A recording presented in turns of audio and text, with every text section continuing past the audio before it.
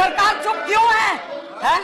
आप मिले हुए हैं क्या वहां पर? नमस्कार, मैं हूं गौरव पाल, आप देख रहे हैं राजपथ।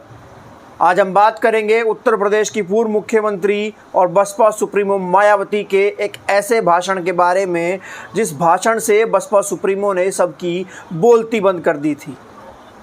एक ऐसे भाषण की बात करेंगे जिस भाषण में बसपा सुप्रीमो मायावती ने आम आदमी के जनसरोकार की बात की थी, खासकर महिला सुरक्षा की बात की थी और महिला सुरक्षा को लेकर उस समय की सरकारों से संसद में लड़ गई थी, भिड़ गई थी।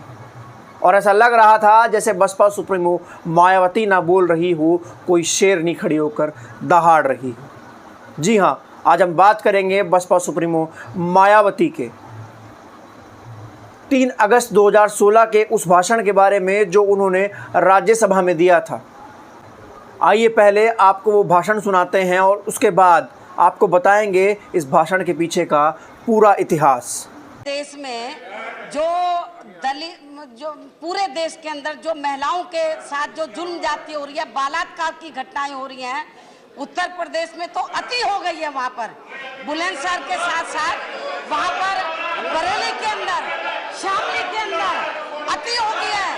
महिलाओं के साथ गैंग रेप हुआ है, माँ बेटी के साथ हुआ है, दिल्ली के अंदर हो रहा है। देश के कोने कोने में जो हमारी बहन बेटियां माँ हैं तो उनके साथ बलात्कार की घटनाएं हो रही हैं, जुल्म जाती हो रही है। सरकार क्या कर रही है? सरकार को देखना चाहिए, इस मामले को गंभीरता से लेना चाहिए।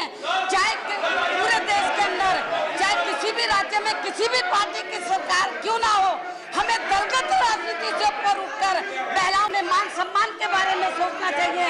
ये जो जुल्म जाती हो रही है बरेली के अंदर, माननीय उपसभापति जी, बरेली के अंदर रात की घटना छोड़ो, दिन में एक टीचर को उठा के ले गए बरेली के अंदर, अभी तक उस लेडी का मालूम नहीं है। शामली के अंदर एक छात्रा को उठा के लेके गए और इसको कहते हैं ये राजनीति से प्रेरित है? 3 दहाड़े ले गए, तो ये ठीक नहीं है। सरकार को बोलना चाहिए, सरकार चुप क्यों है? आप मिले हुए हैं क्या वहाँ पर? सर, ये देश के कोने कोने में जो हमारी बहन बेटियां माँ हैं तो उनके साथ बलात्कार की घटनाएं हो रही हैं, जुल्म जाती हो रही है। सरकार क्या कर रही है? सरकार को देखना चाहिए, इस मामले को गंभीरता से लेना चाहिए। चाहे पूरे देश के अंदर, चाहे किसी भी राज्य में किसी भी पार्टी की सरकार क्यों ना हो, हमें दलगत राजनीति से ऊपर उठकर महिलाओं के बारे में, मान सम्मान के बारे में सोचना चाहिए।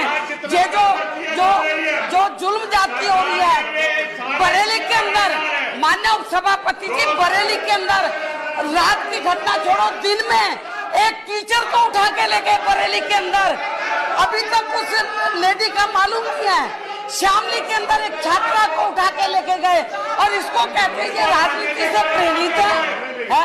3 दहाड़े ले गए, तो ये ठीक नहीं है। सरकार को बोलना चाहिए, सरकार चुप क्यों है? आप मिले हुए हैं क्या वहाँ पर? 3 अगस्त 2016 को बसपा सुप्रीमो मायावती ने राज्यसभा के भीतर उत्तर प्रदेश की कानून व्यवस्था को लेकर कई बड़े और गंभीर सवाल उठाए थे। उस समय उत्तर प्रदेश में अखिलेश यादव की सरकार हुआ करती थी और केंद्र में नरेंद्र मोदी की सरकार नई बनी थी। बसपा सुप्रीमो मायावती ने उत्तर प्रदेश में महिलाओं के ऊपर बढ़ते अत्याचार, अपराध को लेकर संसद में उनकी बात को रखा था। उस समय कोई और नेता उत्तर प्रदेश की महिलाओं की सुरक्षा को लेकर संसद में आवाज़ उठाने को तैयार नहीं था। ना तो सपा, ना तो भाजपा और ना ही कांग्रेस। उस समय उत्तर प्रदेश में गुंडों का राज बताया जाता था। बसपा सुप्रीमो मायावती अपने भाषण में कह रही हैं कि कैसे उत्तर प्रदेश में महिलाओं को दिन दहाड़े स्कूल से उठाकर उनके साथ बलात्कार जैसी घटना की जाती थी और की जा रही थी।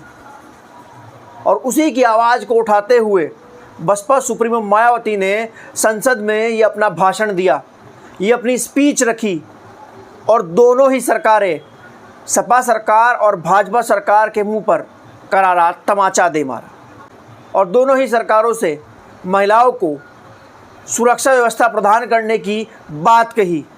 प्रदेश की जर्जर हो चुकी कानून व्यवस्था पर सपा तो सपा सरकार बल्कि केंद्र की भाजपा सरकार को भी एक्शन लेने को कहा और उन्होंने कहा कि जिस प्रकार से उत्तर प्रदेश में महिलाओं के साथ उस समय ये घटना हो रही थी, उनके कार्यकाल में कभी ऐसी घटना नहीं हुई। उन्होंने बताया कि कैसे उत्तर प्रदेश में उस समय महिलाओं को दिन दहाड़े घर से उठा लिया जाता था, कैसे एक शिक्षक को दिन दहाड़े स्कूल से उठा लिया गया था और उसके साथ बलात्कार जैसे घिनौने अपराध को अंजाम दिया था।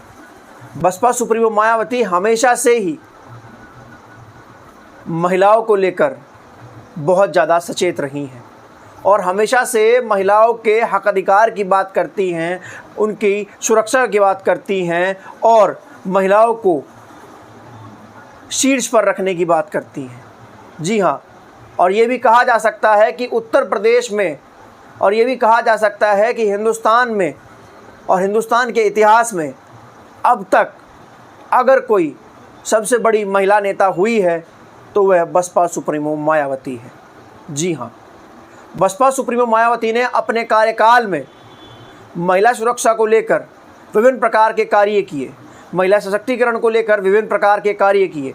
बसपा सुप्रीमो मायावती ने महिला सशक्तिकरण को लेकर इस प्रकार इतने कार्य किए कि महिलाओं को अपने पैरों पर खड़ा होने के लिए उन्होंने जागरूक किया और महिलाओं को अपने पैरों पर खड़ा होने लायक बनाया। बसपा सरकार में महिलाओं की काफ़ी अच्छी स्थिति थी और प्रदेश में कानून व्यवस्था की स्थिति बहुत बेहतर थी, खासकर महिलाओं को लेकर।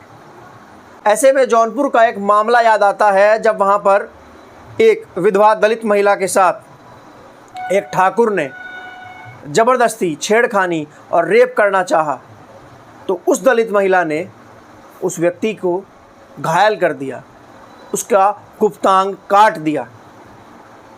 जब वह महिला थाने में थी, महिला से पत्रकारों ने पूछा क्या आपको डर नहीं लगा? तो उस महिला का जवाब आप जानते हैं क्या था? उस महिला का जवाब था कि उत्तर प्रदेश में इस समय बसपा सुप्रीमो मायावती की सरकार है और बसपा सुप्रीमो मायावती कभी भी महिलाओं की आन पर आँच नहीं आने देगी। मैंने जो भी किया है अपनी सुरक्षा के लिए किया है और मुझे पूरा यकीन है कि बसपा सुप्रीमो मायावती मुझे छुड़ा लेंगी। तो महिलाओं में इस प्रकार का भरोसा था बसपा सुप्रीमो मायावती को लेकर और उनके कार्यकाल को लेकर। बसपा सुप्रीमो मायावती के कार्यकाल में कानून व्यवस्था तो हर कोई जानता ही है किस प्रकार की कानून व्यवस्था थी। उत्तर प्रदेश के बड़े बड़े गुंडे जेल में थे और सड़कों पर महिलाएं सर उठाकर चलती थी, खासकर शोषित और वंचित समाज की महिलाएं जिनका हमेशा से ही शोषण हुआ। बसपा सुप्रीमो मायावती एकमात्र ऐसी महिला हैं जो हमेशा से कांग्रेस पर और भाजपा पर महिलाओं को संसद में 33% भागीदारी देने की बात को लेकर अड़ी आई हैं और इस मुद्दे को लेकर अड़ी रहती हैं और हमेशा महिलाओं को 33% आरक्षण देने की बात करती हैं। लेकिन ना तो भाजपा और ना ही कांग्रेस आज तक महिलाओं को 33% आरक्षण दे पाई हैं। तो यूं ही नहीं, बसपा सुप्रीमो मायावती से महिलाएं और शोषित वंचित दलित और पिछड़ा समाज इतना प्यार करता है। उन्होंने अपने उस समाज के लिए, सर्वजन समाज के लिए, शोषितों के लिए, वंचितों के लिए, खासकर महिलाओं के लिए इतना कुछ किया है कि वह आज भी उनके साथ हर वक्त पर, हर हालात में खड़े रहते हैं। आज के लिए बस इतना ही। फिर मिलेंगे किसी और नए किस्से के साथ, किसी और नए कहानी के साथ और आपको बताएंगे। अगर आपको हमारा ये वीडियो अच्छा लगा हो तो इसको अपने दोस्तों के साथ शेयर कीजिएगा, चैनल को सब्सक्राइब कीजिएगा और हमको सपोर्ट कीजिएगा। आपका एक एक लाइक, शेयर और सब्सक्राइब हमारे लिए मायने रखता है और हमको ताकत देता है कि हम शोषितों, वंचितों, दलितों, पिछड़ों, अल्पसंख्यकों के हित की खबरें आप तक पहुंचाएं। धन्यवाद। जय हिंद।